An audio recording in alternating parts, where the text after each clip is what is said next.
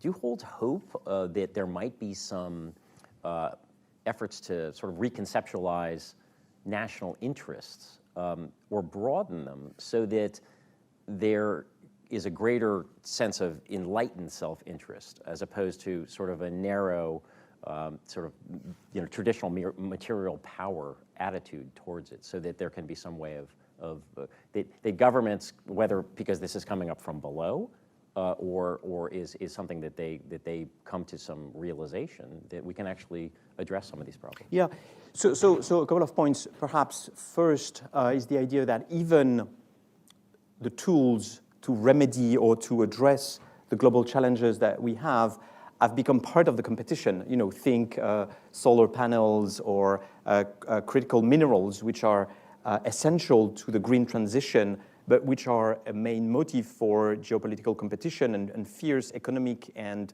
sometimes dirty competition between China and the US and Europe and others. And so I think even the instruments on which we should cooperate are a motive for competition. But other reasons for hope. So first of all, I think to some extent, I hesitate to say this, but global consciousness is increasing because of what I mentioned. I think in public opinion, more and more people are aware that the national interest should incorporate these issues, because if you think of it, what touches people's lives is not just the Ukraine war, the war in Yemen, in Ethiopia, etc. So pure geopolitical issues, but it's COVID.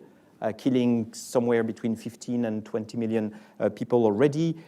It's global warming, killing 1,500 people in Pakistan in May, and many others, even in Europe. I mean, 20 years ago, we had this heat wave killing 50,000 people. So these global issues are actually touching directly people's lives, and so we might see a bit more of a consciousness. I think other actors than states are also more aware that they need to act. Either they are pushed to doing so by public opinion, companies, for example, ESG standards, etc. So perhaps there's something there that would get to governments where they could incorporate in the definition of their national interest these global challenges. And of course, that's the key, right? Because you cannot expect governments to act on different considerations than their interest. Otherwise, they'll be voted out of power.